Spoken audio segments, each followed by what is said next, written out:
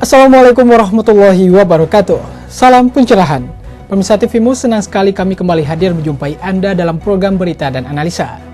Sejumlah informasi cerdas dan mencerahkan akan kami hadirkan selama 30 menit ke depan hanya untuk Anda. Bersama saya Samarsha, inilah berita dan analisa selengkapnya.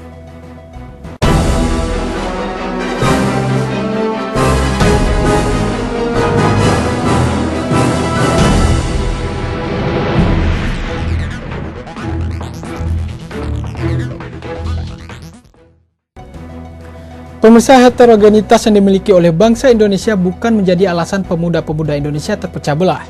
Karena justru dari perbedaan itulah bangsa Indonesia menjadi harmonis yang juga dibangun dengan rasionalitas. Pemuda Muhammadiyah harus bisa memaknai Indonesia itu dibangun dengan rasionalitas atau nalar ilmiah. Indonesia pantas dikatakan suatu bangsa bukan karena berbeda etnologi atau sesuai geografis, melainkan adanya kemauan yang sama untuk berbangsa. Kita menggunakan kata Indonesia untuk tanah air kita, untuk bangsa kita, bahasa kita, dengan kata kunci dari kebersamaan dan kemauan untuk bersatu. Yang membuat Indonesia bersatu sebagai bangsa adalah nalar ilmiah, rasionalitas yang kemudian adanya keinginan untuk bersatu. Sehingga dalam harmoni yang sudah dibentuk, bangsa Indonesia perlu menjaga rasionalitas agar tidak terjadi intoleransi. Pemuda Muhammadiyah saya pikir harus bisa memaknai bahwasannya Indonesia itu dibangun dengan rasionalitas. Atau kalau Daud Yusuf itu sering menggunakan istilah nalar ilmiah. Yang harus dilakukan adalah dengan dibangun dialog-dialog dengan antar agama lain, seperti organisasi pemuda Muhammadiyah dengan Persatuan Gereja Indonesia. Dialog terbuka yang mengembangkan harmonitas, sehingga saling mengenal agama yang dianut. Rizky Nurul Ilmi, Bambang Triwibowo memberitakan dari Jakarta. Pemirsa, Menteri Luar Negeri Republik Indonesia Retno Lestari mengunjungi pimpinan pusat Muhammadiyah. Yani kunjungan ini dilakukan untuk menjalin silaturahmi dengan pimpinan pusat Muhammadiyah. Menteri Luar Negeri Retno Lestari PM yang merupakan Menteri Perempuan pertama berkunjung ke kantor pimpinan pusat Muhammadiyah untuk menjalin silaturahmi. Kedatangan Menlu ini disambut hangat oleh Ketua Umum Pimpinan Pusat Muhammadiyah Din Samsudin dan Sekretaris Muhammadiyah Abdul Mukti. Usai bersalaman, Menteri Luar Negeri makan bersama dengan Din Samsudin dan sejumlah pengurus Muhammadiyah. Usai melakukan santap siang, Menlu dipersilahkan untuk memasuki ruangan penerimaan tamu untuk berdiskusi secara tertutup. Diskusi berlangsung cukup lama, membahas masalah-masalah kebangsaan dan hubungan luar negeri. Retno Lestari berharap kunjungannya ke Muhammadiyah sebagai wujud menjalin silaturahmi, mengingat Muhammadiyah merupakan ormas Islam yang sudah makan asam garam dalam membangun bangsa. Muhammadiyah juga cukup berpengaruh di dunia internasional. Untuk itulah perlu adanya saran dari Muhammadiyah dalam menjalankan tugas di Kementerian Luar Negeri. Arina Nurrohmah, Eko Bayurianto memberitakan dari Jakarta.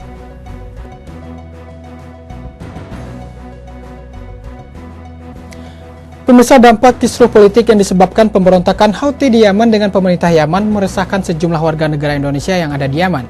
Untuk itu, Kementerian Luar Negeri terus melakukan pemantauan. Gentingnya situasi di Yaman akibat kudeta yang dilakukan kelompok gerilyawan Houthi anti pemerintahan Yaman.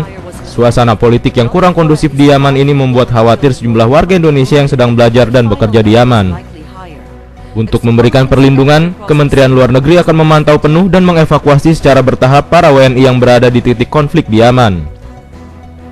Seperti yang disampaikan oleh Retno Lestari, Menteri Luar Negeri, bahwa evakuasi dan pemulangan WNI melalui Beirut. Sejauh ini WNI yang dipulangkan sudah 400 orang, sedangkan yang belum mau dievakuasi dan dipulangkan sebanyak 300 orang. Evakuasi dan itu lewat udara, lewat Beirut. Oh, lewat Beirut, bukan lewat Yaman. Ya, akan kita pantau. As necessary, begitu memang perlu evakuasi, kita evakuasi, dan Yaman secara periodik sudah melakukan pemulangan warga negara kita juga. Berapa sampai sekarang? Berapa Pak jumlahnya Pak? Yang 300 yang belum pulangkan. Sejauh ini kita sudah ini pelajar. berapa? Kita sudah berapa yang memulangkan? Sudah 400-an. Selain berkonsentrasi pada pemantauan keselamatan tenaga kerja baik TKI dan TKW, Kemenlu juga berkonsentrasi memantau para WNI yang berada di negara-negara konflik. Selain itu, Kemenlu juga akan terus melakukan diplomasi terkait perbatasan negara dengan negara tetangga. Arina Nurrohmah, Eko Bayu Rianto memberitakan dari Jakarta. Pemirsa, dalam sambutannya di pembukaan Jakarta Food Security Summit ketiga, Presiden Joko Widodo optimis Indonesia dapat mencapai swasembada pangan dalam 4 tahun mendatang. Berikut liputannya untuk Anda. Ketahanan pangan merupakan tantangan nyata bagi seluruh negara termasuk Indonesia, karena pangan sebagai sumber kehidupan bagi 5 miliar manusia di dunia, dan diantaranya ada 250 juta jiwa penduduk Indonesia. Ironisnya, untuk memenuhi kebutuhan pangan, impor selalu menjadi andalan. Indonesia menuju arah pembenahan dengan mewujudkan peningkatan produksi dan produktivitas pangan oleh petani, peternak, dan lainnya. Presiden Joko Widodo pun menargetkan swasembada pangan dalam kurun waktu 5 tahun mendatang untuk menekan ketergantungan impor.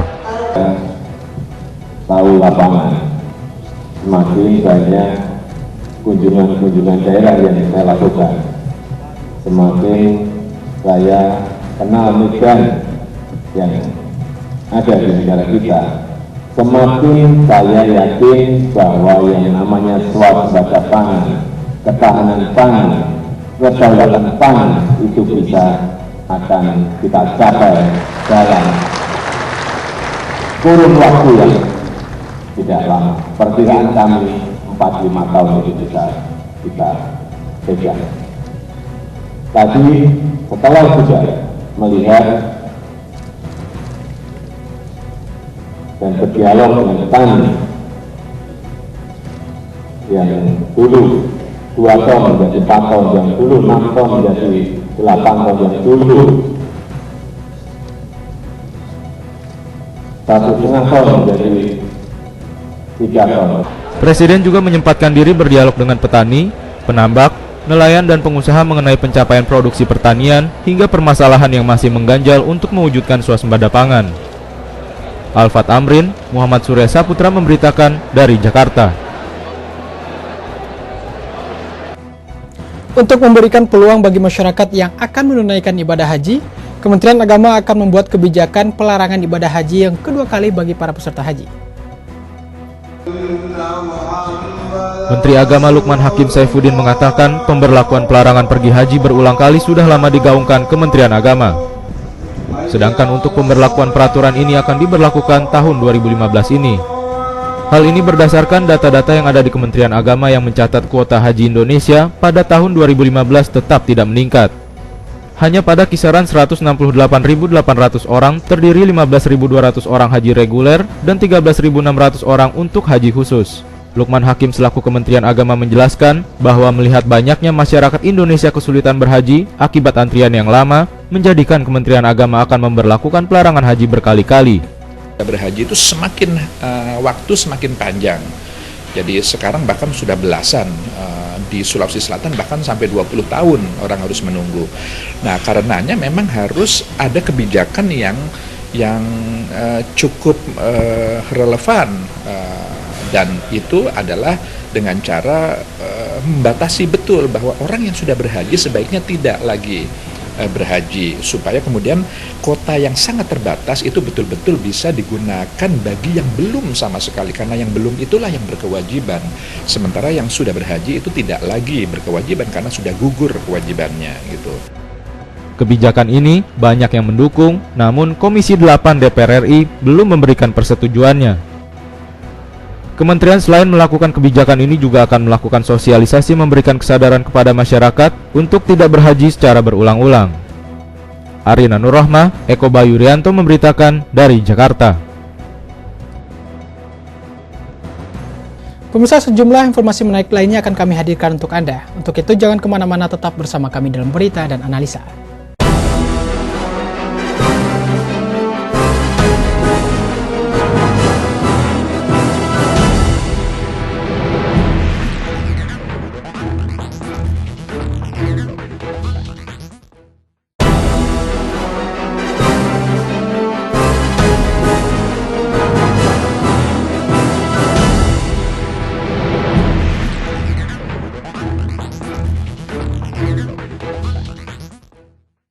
Pemirsa, Anda masih bersama kami dalam berita dan analisa. Pemerintah melalui Kementerian Dalam Negeri meminta agar Mahkamah Agung menangani hasil perkara sengketa pemilihan kepala daerah yang selama ini dilakukan oleh Mahkamah Konstitusi. Mahkamah Agung atau MA tetap akan menangani kasus pilkada. Penanganan di MA ini dilakukan agar pilkada berjalan dengan kondusif. Hal tersebut disampaikan Menteri Dalam Negeri Cahyokumolo ketika ditemui di gedung Kementerian Dalam Negeri. Mendagri menambahkan, banyak pertimbangan-pertimbangan kenapa sengketa pilkada dilakukan di Mahkamah Agung. Menurutnya, jika MA keberatan dengan pertimbangan pengalaman, tidak jadi masalah. Mengingat harus ada lembaga penyelesaian sengketa pilkada karena selisih satu suara bisa menjadi sengketa. Mendagri menambahkan proses penyelesaian sengketa pilkada menjadi salah satu poin yang direvisi dalam Undang-Undang Nomor 1 Tahun 2015 tentang pemilihan gubernur, bupati, dan wali kota yang sedang dibahas di Komisi 2 DPR RI. Pertama, pimpinan Komisi 2 bertemu dengan pimpinan MA. Lengkap. Tetap MA merasa keberatan. Yang dilaporkan. Nanti dalam 2-3 hari akan kita bahas, dan nanti malam nanti rapat dengan KPU juga. Bagaimana masalah kalau ada sengketa? Jangan sampai sengketa ini akan berkembang. Kalau alasannya alasan ketidakmampuan hakim, saya kira tidak.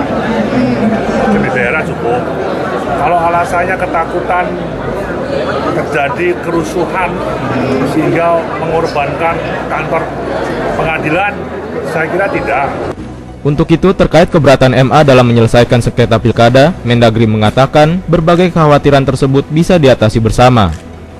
Dedi Muhsoni memberitakan dari Jakarta. Pemirsa, upaya gerasi hukuman mati terhadap para terpidana kasus narkoba tidak diampuni Presiden Joko Widodo, termasuk terpidana asal Singapura yang dalam waktu dekat akan dieksekusi.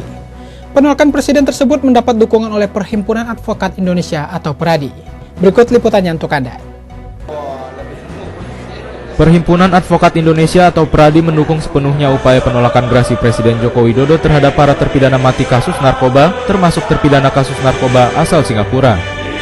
Ketua Umum DPN PERADI Oto Hasibuan di akhir kegiatan penyampaian visi dan misi oleh calon pasangan PERADI periode 2015-2020 menyambut baik langkah-langkah Presiden menolak gerasi terhadap terpidana narkoba. Menurutnya hukuman mati sudah diatur dalam KUHP. Oleh karenanya, mau tidak mau aturan itu harus dipatuhi oleh semua pihak. Apalagi narkoba sangat merugikan, bahkan mematikan.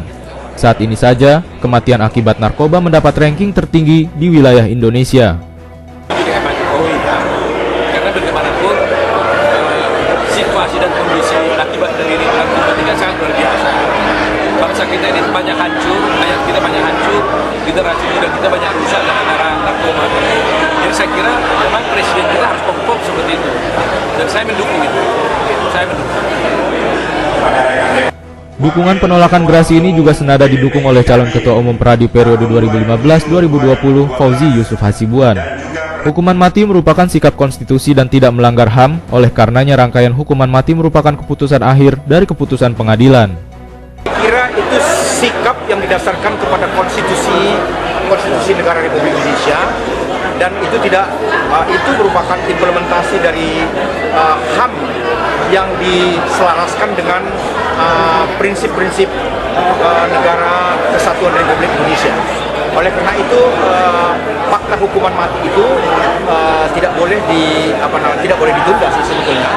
Himpunan Advokat Indonesia atau PERADI rencananya akan menggelar musyawarah nasional di Makassar pada tanggal 26 hingga 28 Februari 2014. Dalam munas itu akan dilakukan pemilihan pengurus baru periode 2015-2020. Dedi Muhsoni memberitakan dari Jakarta. Penolakan gerasi oleh Presiden Joko Widodo terhadap terpidana mati kasus narkoba hingga kini terus dilakukan. Komisi untuk Orang Hilang dan Korban Tindak Kekerasan atau Kontras menilai sistem hukuman mati di Indonesia melanggar hak hidup manusia. Sistem hukuman mati yang diterapkan di Indonesia saat ini wujud inkonsistensi dan hipokrasi pemerintah pada isu universal hak asasi manusia. Bahkan Kontras menilai jika angka kematian akibat narkoba di Indonesia sangat tinggi adalah bohong. Kontras menilai Presiden Jokowi harus evaluasi data yang dirilis oleh Badan Narkotika Nasional atau BNN yang mengatakan bahwa lebih dari 50 orang meninggal setiap harinya gara-gara narkoba, bahkan dalam data itu kematian tertinggi di Indonesia akibat penyalahgunaan narkoba. Lembaga bantuan hukum dari Kontras ini sangat menyayangkan kepada Presiden yang tidak mengkaji kembali terhadap terpidana mati kasus narkoba. Terlebih beberapa terpidana mati tersebut ada yang dari luar negeri, dan jika hukuman mati tersebut dilakukan, dipastikan akan mengganggu kerjasama yang sebelumnya dilakukan. Gerasi, Andrew, dan Yuran dan yang lain yang sekarang di daftar eksekusi itu ditolak mentah-mentah oleh Jokowi. Dan Jokowi sudah mengatakan bahwa kita tidak ampuni pelaku kejahatan narkotika karena kita sedang darurat narkotika. Tapi teman-teman perlu ketahui bahwa darurat narkotika yang digembar-gemborkan BNN itu slogan omong kosong yang tidak berdasarkan studi riset ilmiah yang bisa dipertanggungjawabkan. Peneliti Oxford sudah membantah studi BNN dan Pusat Penelitian UI yang menghasilkan angka 40-50 kematian per orang per hari itu. Itu angka yang tidak berdasar. Angka bahwa 4,5 juta pemakai narkotika harus direhabilitasi itu juga omong kosong. Kita setuju bahwa ada persoalan serius dengan narkotika, tapi eksekusi yang sampai. Perlu diketahui, rencana eksekusi mati tahap kedua sebanyak 11 terpidana. Jika hukuman mati ini tetap dilakukan, bisa jadi kasus serupa akan banyak terjadi, dan hal ini bisa dikatakan bahwa negara tidak bisa menjamin proses pemulihan hak-hak terpidana. Deddy Muhsoni memberitakan dari Jakarta. Kabar tidak diprioritaskan terhadap perlindungan umat beragama dalam rancangan perundang-undangan membuat Menteri Agama Lukman Hakim Saifuddin angkat bicara. Berikut penuturannya untuk Anda. Rancangan Undang-Undang Perlindungan Umat Beragama yang diajukan Kementerian Agama tidak masuk dalam prolegnas prioritas DPR. Menurut Menteri Agama Lukman Hakim, rancangan undang-undang tersebut sangat penting karena merupakan hukum yang jelas dalam mengatur pertikaian-pertikaian yang berkaitan dengan agama. Rancangan undang-undang ini disebut Lukman sangat penting karena bisa menjadikan landasan hukum yang jelas dalam menghadapi permasalahan mengenai agama, termasuk pertikaian antar umat beragama. Apalagi saat ini banyak kasus-kasus penistaan agama di Indonesia. Lukman Hakim Saifuddin selaku Menteri Agama mengaku belum tahu jika undang-undang tersebut tidak diprioritaskan oleh Komisi 7 DPR RI. Mengingat undang-undang ini sangat ditunggu-tunggu oleh seluruh pemuka agama dan umat agama di Indonesia. Karena waktu itu Menteri Hukum dan HAM mengatakan kepada saya itu masuk prioritas 2015 gitu. Dan bagi Kementerian Agama itu sesuatu yang cukup mendesak sekarang ini karena banyaknya kasus-kasus penistaan, penodaan agama, lalu juga perbedaan persepsi terkait dengan pendirian rumah ibadah gitu, lalu juga hak-hak umat beragama di luar yang 6 yang juga perlu dihormati, dihargai hak-haknya, lalu kemudian bagaimana kita menyikapi mereka, lalu terkait juga penyiaran agama, mungkinkah kita melakukan penyiaran kepada umat yang sudah beragama. Menteri Agama juga menjelaskan akan sangat melukai seluruh umat beragama dan pemuka agama yang memperjuangkan undang-undang ini dengan cukup lama. Arina Nurrohmah, Eko Bayurianto memberitakan dari Jakarta. Ya pemirsa, setelah ini akan kami sajikan informasi menarik untuk Anda. Untuk itu jangan kemana-mana, tetap bersama kami dalam berita dan analisa.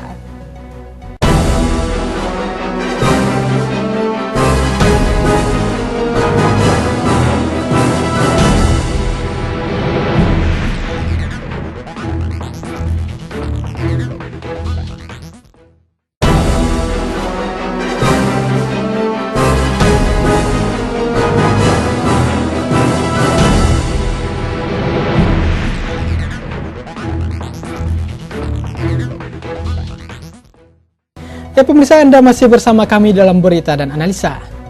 Pemirsa, jika Anda berkunjung ke daerah istimewa Yogyakarta, tidak ada salahnya mampir dan mencoba Kopi Jos di Jalan Margo Utomo, yakni untuk menemani suasana malam Anda di kota Yogyakarta. Ingin tahu seperti apa nikmatnya Kopi Jos? Berikut liputan tim TVmu dari Yogyakarta.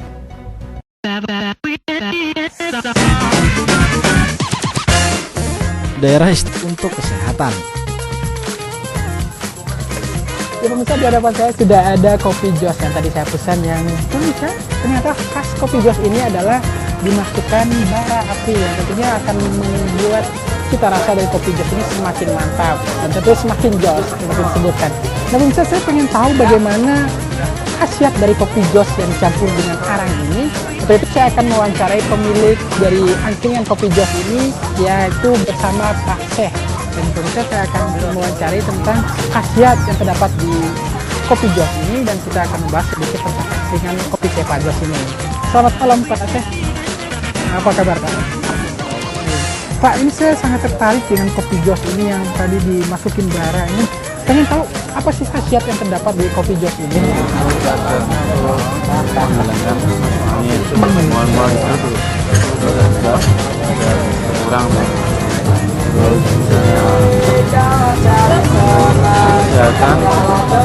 Dan tambah efek samping. Tambah efek samping gitu. Oh, jadi efektif untuk mengobati masuk angin gitu, untuk mual-mual juga efektif ya?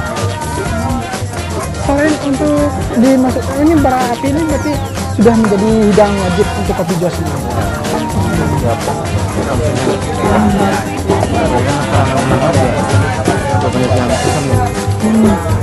Nah, selain kopi, apakah ada campuran lagi Pak? Tapi saya tadi lihat di menu ada kopi susu jos, itu gimana? Campur susu? Pakai arang juga. Oh, pakai arang juga. Pernah merasakan arang itu ada susu jahe pakai jos juga. Susu jahe pakai jos, pakai arang gitu. Berarti sangat komplit. Ada es campur es juga Pak? Itu bagaimana ya? Arangnya yang menyala-menyala dicampur es gitu. Es kopi jos. Es kopi jos. Es paru. Es paru. Jadi untuk efek samping tidak ada ya? Jadi khasiatnya tetap bagus. Betul.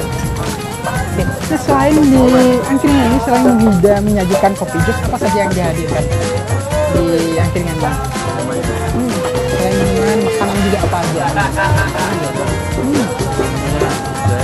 Susu jahe, es cappuccino, tape ketan pakai susu. Oh iya, ada tape juga.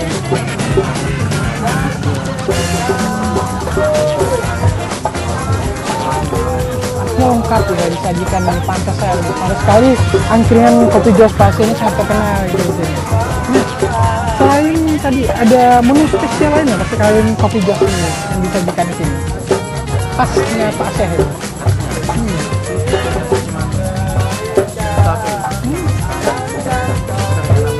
Susu tape lagi sama kopi jos. Banyak peminatnya kopi jos sama susu tape. Yang pemirsa tadi disampaikan sama Pak Syekh, di sini peminat kopi jos sangat besar. Dan satu lagi yaitu ada susu tape yang merupakan salah satu minuman favorit ya para pengunjung angkringan kopi jos Pak Syekh ini. Nah, pemirsa, seperti itu saya akan coba mencicipi salah satu kuliner, salah satu sajian makanan yang disediakan di angkringan kopi jos ini. Ya Pak Syekh, terima kasih atas waktunya dan selamat malam Pak Syekh. Terima kasih. Itu kopi jos Pak Syekh ini, dan pemirsa, ini merupakan salah satu destinasi yang tentunya akan memanjakan selera pemirsa untuk menikmati cita rasa khas Yogyakarta. Dan pemirsa, terus saksikan liputan kami di sejumlah wilayah di tanah air. Tetap bersama saya, Mas Syekh, kembali ke rekan saya TV.